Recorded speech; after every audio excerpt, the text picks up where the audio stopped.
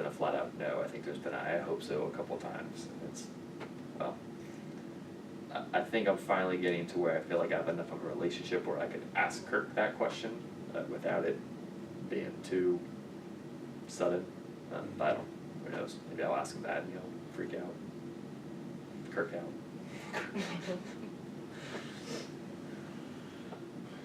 Yeah. Yeah, it's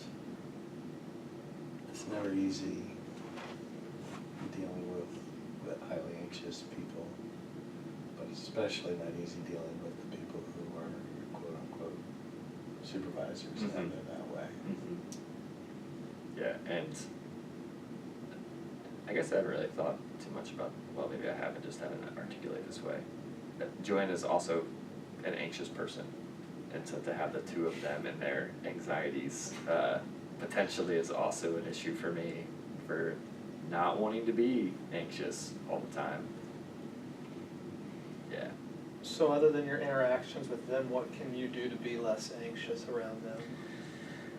But I think I've noticed I am less anxious around them, and it's been part of, one, not taking things personally, two, finally not letting that anxiety get transferred over. So it's one of those, like, for example, I was working on something the other day and Joanna was trying to tell me how to make a text box bigger in Publisher.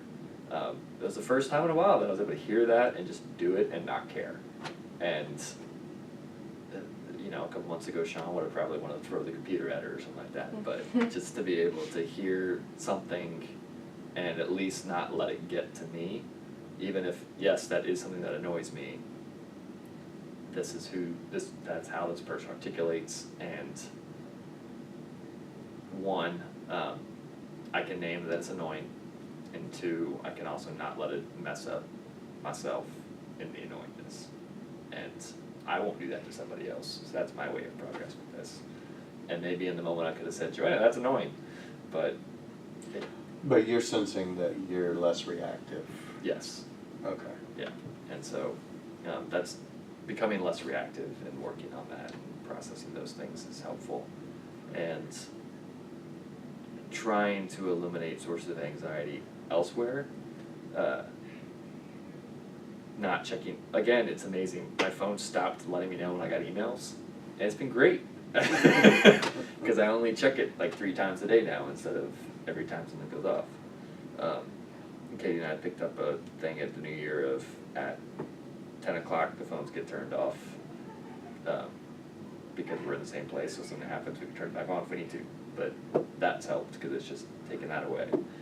And lo and behold, I've gone running again, and so that's been great. Just doing things that actually are more self-care, and so less anxiety. Fitbit told me that I sleep 30 minutes more a night when I run apparently than when I don't. So that's a fun fact. Amazing. Yeah. So I think those things have really been a large help. Even if the personal anxiety of my wife getting ready to have a baby is increasing, at least that, I'm making room for it instead of just letting it overflow become. Yeah. The arrival of a child. And Yeah. That's only the beginning of the anxiety. Mm-hmm.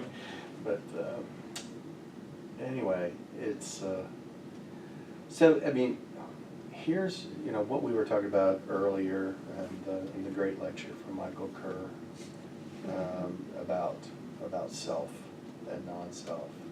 It is the self that we try to take care of. So when we're talking about self-care, so what is it that takes care of a solid self? The avocado pit. Brushes it off and cleans it up. Yeah, so, and it sounds like you're experiencing the differences in your efforts at self-care. So. It's just a matter of not stopping. Which I guess is the whole 2% thing. But yeah, it's yeah. I mean, it's the same thing, I think, with what you were saying earlier, Carl, of the effort of not over-functioning Mhm. is caring for the solid self Mhm. as well. So, you know, it's not just a matter of the external behavior Yeah. as much as it is, okay, what does this do for me when I'm less over-functioning Mhm. or functioning appropriately? Yeah, I think, you know, both of you, your efforts towards that are to be commended.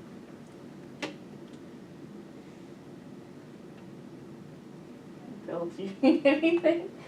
Uh, I really don't. Well, let's see. I mean, I can always talk about Leesburg, but Not this week, but the week before, the Sunday, I got a chance to preach at Grace Lutheran. Heard it was rather controversial. Did you hear that? I heard he said something that would not fly in my church. Nice. That's interesting. It flew with this particular person, just it would not fly in my church. Okay. Yeah, I mean, it was essentially the same sermon that I preached on Wednesday, which I don't think any of you were here last Wednesday. Wednesday before Wednesday. It was called. It was called. But it was, I mean, if nothing else, the controversy over the president calling certain countries shitholes just really fit in with the gospel text of can nothing good come from Nazareth. oh yeah, you talked about we were there. I was there for that Yeah, one. you were there for the that. Stephen City one. Yeah, Like, I my talked wife about comes Stephen out of City. Stephen City, blah, blah, yeah. blah. Yeah. Yeah, so I dropped the Stephen City thing because Donald Trump gave me just a great, perfect end. So talking about, you know, how Nathaniel was surprised, you know, you are the Son of God, you are the King of Israel, came out of Nazareth, and talked to a little bit more about, you know, being surprised about, you know, the things that God provides and comes in surprising ways. So I hope you're never not surprised by things that might come out of Nazareth or Haiti or El Salvador or various African nations. And that's where I ended it. Said amen, sat down. Did it go over? What was the receiving line like?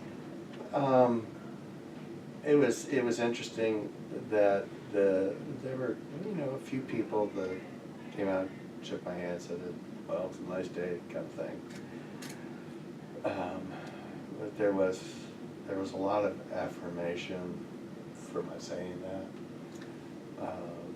And I didn't mention the president's name. I only said, you know, I didn't criticize his comments, not directly anyway. But just realized that, you know, Nathaniel's opinion of Nazareth might have been that it was a shithole. I appreciate that because I struggled. I preached on the 14th, and I was trying to find a way. Since we had a sermon series going, it wasn't the gospel text, and so it would have been a little more shoehorned in. But just how to find that line of having the prophetic statement in a way that your community can hear it. And I don't know, it sounds like that's something that was good to name. That, like, look, you know, this person is surprised by that, whether or not they should be. The fact is, something good came from there, and we shouldn't be closing, you know, we shouldn't say is probably shouldn't close doors to people because there's gonna be good things that can come out of there. Right. But touching on that and making sure it's named, that I think is important. Yeah, it was, you know, I usually avoid politics because, I mean, there's enough talk about it.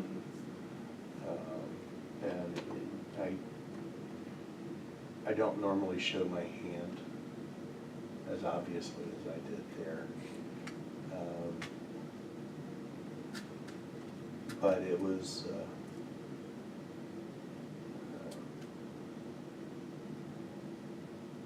it was interesting then that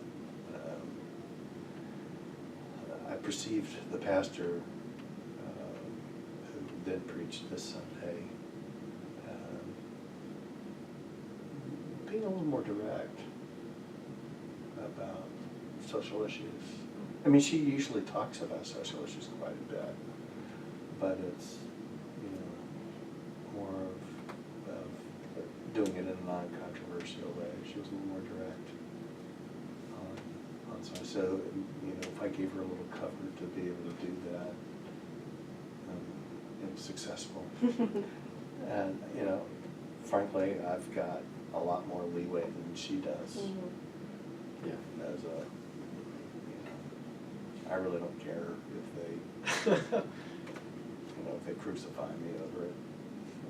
Because You they sound can't. awfully non-anxious about that, Yeah. about the possibility of a crucifixion here. Well, I think it would be misplaced crucifixion.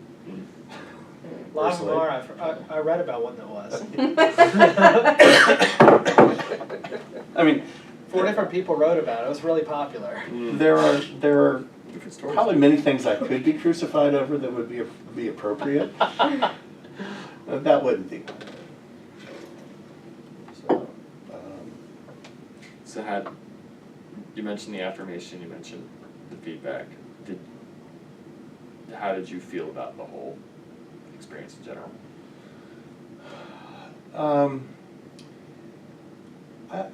I felt pretty good about it, in that I felt like that congregation at least was experiencing something different from me than I normally do. I mean, the reason that your congregations like guest preachers is because they preach nice sermons. You know, they don't step on any toes and then they get paid and they go away. But, you know, I know a little bit more in that congregation. I'm a member of that congregation. And so it felt like it was the appropriate thing to say and do at that particular time. And so I surprised myself that I didn't really have any anxious feelings. If I had done that here, I might have felt differently. Well, namely, there are probably many more people who don't share the same opinion that I do here than there were probably at Grace. So where did you hear it from? A friend of mine goes to Grace. Oh, okay. And they said it was controversial. He said he was really throwing it at the president. I like how you're just like, I didn't say anything about I that. didn't even mention his name. Well, I think it was probably pretty easily inferred. Yeah. A thin veil, if you will. Maybe even torn a little bit. Yeah. But it's funny too, like Whoopi Goldberg could have said it. Who knows? yeah. The She has a fantastic view on that. Huh? See what we did there. someone told me once how it's funny how often they get feedback about something they said in a sermon and the person will quote them and they didn't say it that way. And it's, you know, were they not listening? Maybe, but also how is the Holy Spirit interacting in that part? And so, if, you know, Bill is saying it this way, but God is like, psh, psh, psh, trying to get the point across. Do his thing too. Oh, yeah. My favorite is when people say it was a great sermon and I ask what their favorite part was. The end. They look at you blankly. You say amen at the end really well. You're right. I got weird feedback this week on my sermon. Sorry, I preached because Jim was out of town. And this mom who is one of the, remember how I told you there were families that were going to leave because Angela was taking over the children's ministry. So this one family that's been gone for a while, the mom was there today because they relaunched the children's Sunday school and stuff. And she came up to me afterwards and she was like, almost in tears crying.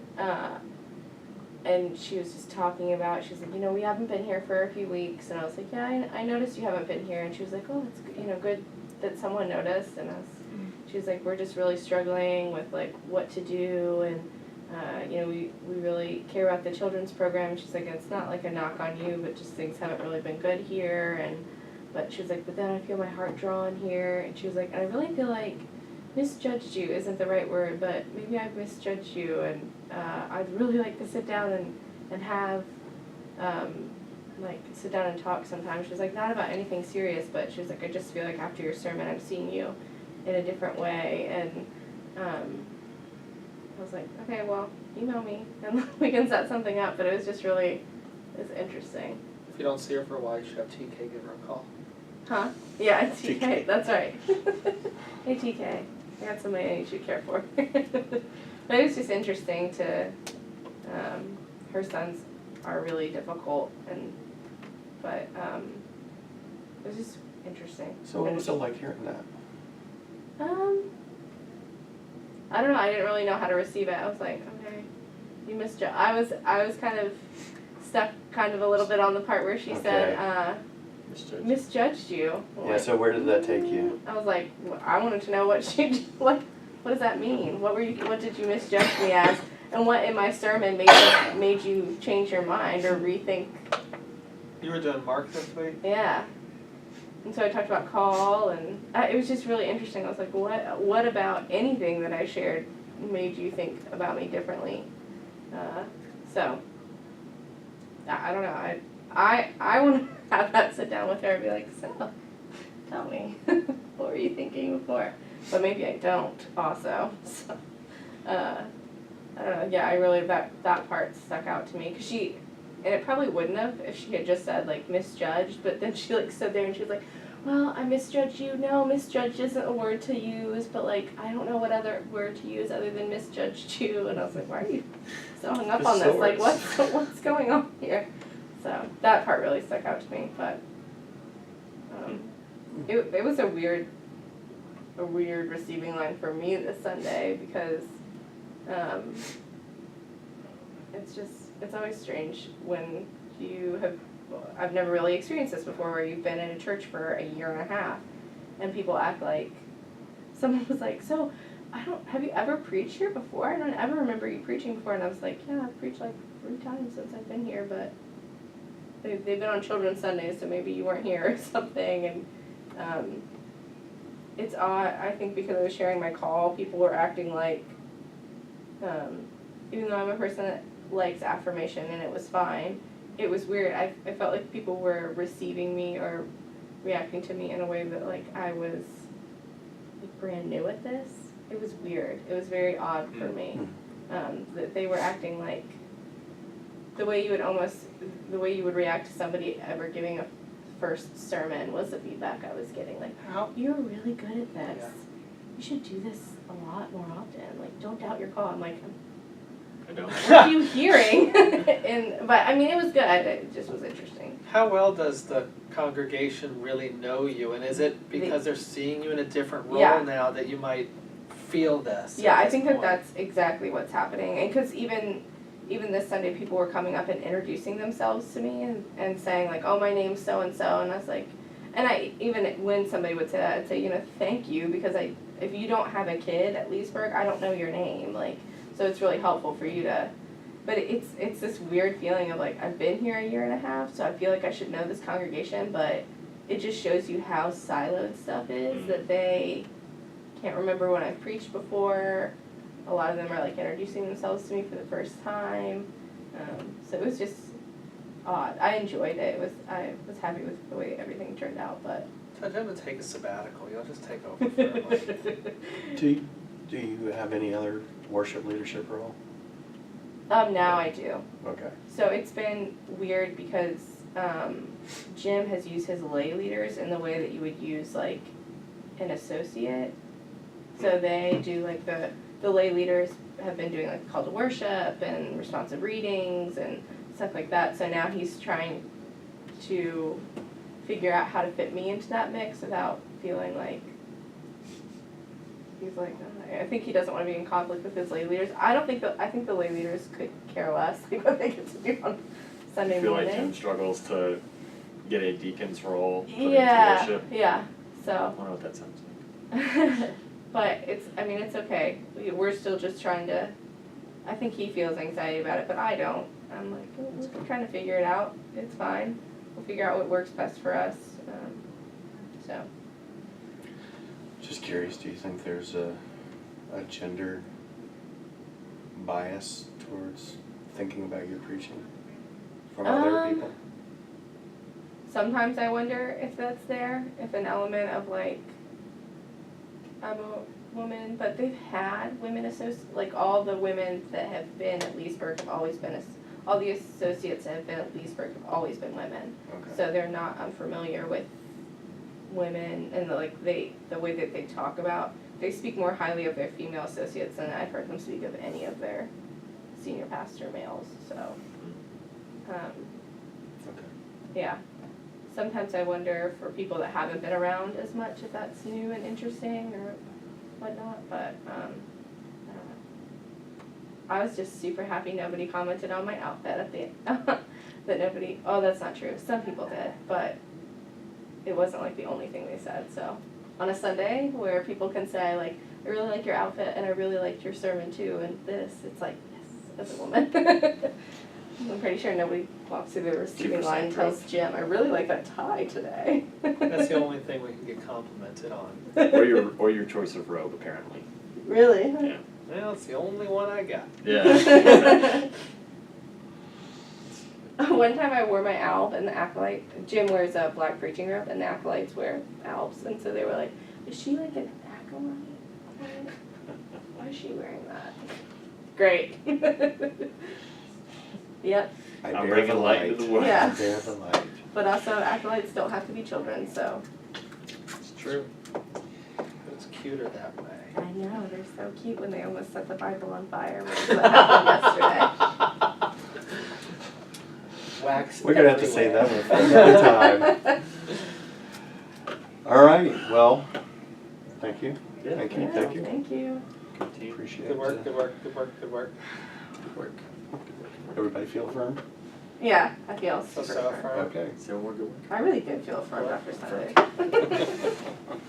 I was reading recently, you shouldn't affirm people for the job they've done, actually. Yeah. You should affirm the effort instead of the Who job. was that?